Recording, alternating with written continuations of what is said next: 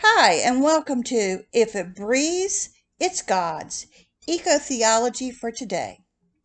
My name is Donna Pierce Herring. Hi, and welcome to the podcast.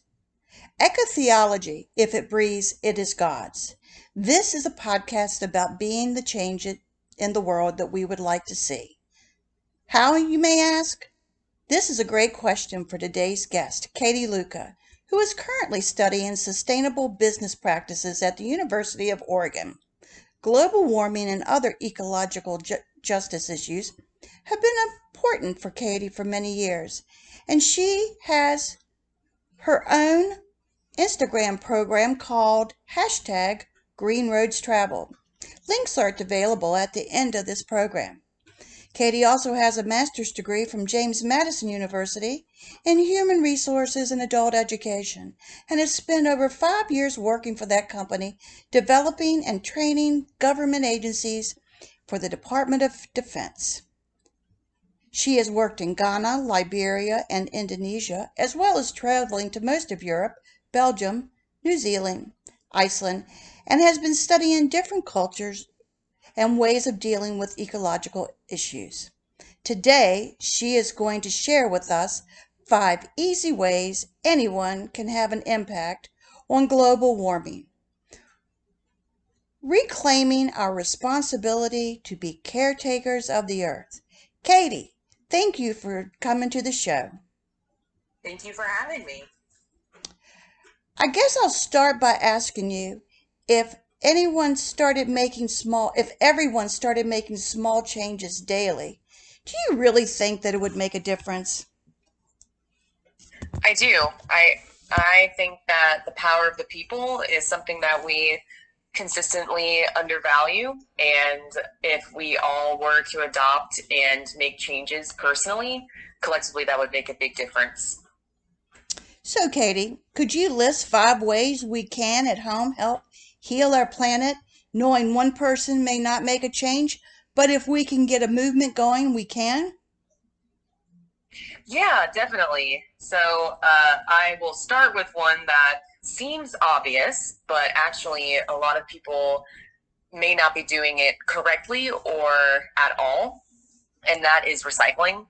So only about 9% of what is recycled that you put in your bin actually gets recycled. And that is mostly because there's not a lot of consistent messaging around what kind of recycling needs to be done. But a tip that I will give is that you always want to recycle your aluminum, like so, your soda cans and everything like that, because aluminum has a 99% recyclability rate. So always make sure to do that. And always clean your containers before you put them in the recycling, because if a recycling batch has a greater than 1% contamination rate, the whole batch gets thrown away. Is it true, Katie, that it takes aluminum can, about 500 years to decompose? I'm not sure about the statistics exactly, but I would say that is probably not far off. The breakdown, the decomposition rate of materials such as plastic and aluminum and things that we use on a single-use basis in our today's society, things that were created when plastic first existed in 1950, it still exists now in microplastic form. The EPA just put out a research study called Amazing Recyclable Facts You Probably Didn't Know in 2021, and it states that it takes glass about 700 years to decompose and plastic about 500. That's pretty mind-blowing, isn't it? It really is. And like I said, all of that exists right now. Something that is worth checking out is the Great Pacific Garbage Patch, which is in the Pacific Ocean. And I can't remember what state they compare it to. I want to say Rhode Island. And that's just sitting in the middle of the ocean. Actually, they say it's twice the area of the size of Texas. Texas, that's what it is. Yeah, I knew it was some state. And it's 3 million tons of trash sitting out in the middle of the ocean. Yes, I'm so happy that you know that. it's great that some of these things are becoming more known by, the greater society. So the second thing I want to recommend is composting. So 40% of the trash that we throw away is compostable. And, the issue with throwing compostable materials such as, your fruits and vegetable scraps in a landfill is that it doesn't give the materials the chance to break down properly and actually emits methane, which is a greenhouse gas that is 40 times or up to 40 times more potent than carbon. And so that is, as you can tell, a pretty big issue because that's just in the atmosphere creating the greenhouse gas effect. So one thing you can do to mitigate that is to compost. And so this can be done. You can do backyard composting. You can work with your local government to get, like drop-off locations. And then there's also private companies popping up here and there that charge just like a trash fee does to come pick up your compost on a weekly basis. And a lot of times they'll also pick up hard to recycle items. I also heard, Katie, that when you compost in large agricultural areas, that alleviates the need for chemical fertilizers, which strip the soil. Is that true? I'm not sure on that, but I think that, that sounds like, that sounds correct to me.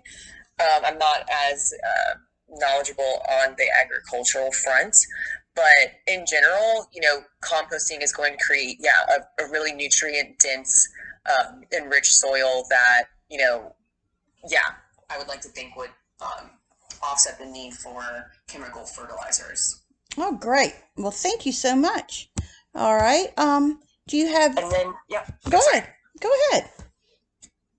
So the third I wanted to share is, a lot of the issues that we have in our today's society go back to the issue of overconsumption.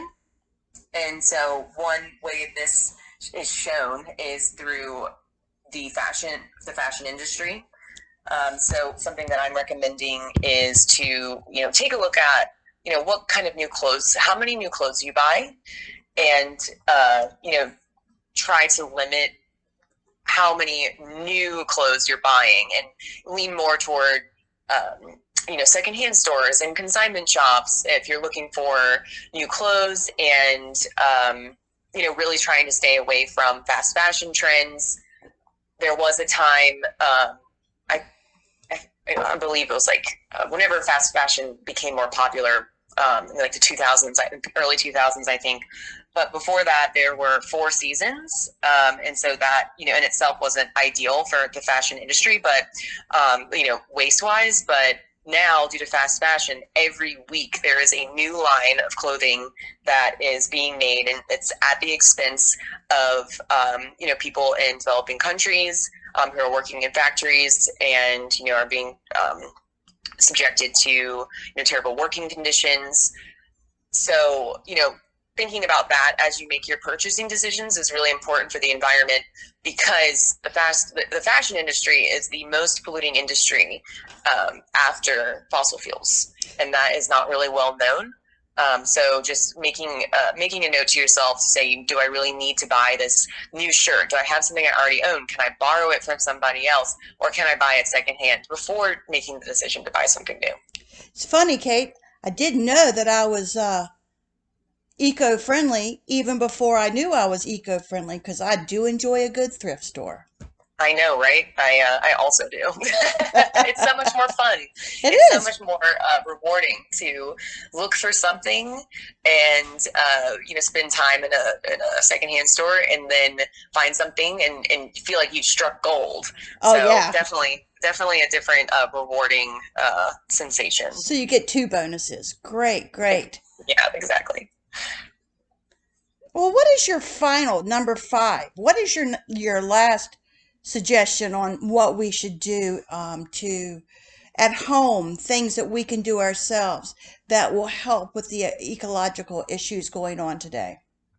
Well, I'll go over the last 2 quickly, because I know we don't have a lot of time here. So, so I want to say, it's really important for us to reduce our meat intake, our red meat intake. Red meat such as beef, pork, and lamb, and lamb contribute substantially more to greenhouse gas emissions than chicken, seafood, or a vegetarian diet. I am in no way. My goal is never to be a vegetarian, but I try to eat a plant-based diet most of the week to reduce my emissions, and I've turned meat, steaks, and some of those more robust meats into like holiday treats or just special occasion meals. And because our diet requires protein every day, but you can get protein from so many other sources. You've got beans, you've got tofu, quinoa, some other grains. So it doesn't need to be beef and pork. And then the final one that I want to say is, vote with your dollar. If a company is doing something that you don't approve of, don't buy their products. And that can be difficult for those who don't have a lower income. So it's kind of on your own, by your own judgment and your own abilities. And trying to give money or spend and buy things that are for companies that are a little bit more sustainability oriented. And then if you are frustrated with certain companies, I know I emailed Colgate or about how I wanted them to stop using plastic tubing for their toothpaste and those kinds of things, because if all of us are doing it, they're listening, and we're the people they make products for, and we shouldn't forget the power that we have. Oh, wow. Some really great suggestions here. You have just really opened my eyes, and I hope you've opened the listeners' eyes too, to what is possible when we do small things around our homes and in our lives. So let me recap. The first thing you said was how important it is to recycle. And then you shared with us all the benefits that you could think of composting. And then you discussed with us how we can vote with our dollar and the effects of eating too much meat. There's not only a health benefit to it, but there's also an ecological benefit to it. I never realized it. Katie, thank you for coming on the show. You've given us some great insights, and a few people, even if a few people decide to make some changes in their life, then I think that we're on the right track. You have a good day. Great. Thank you so much. Thanks for having me. All right. Bye-bye. Bye.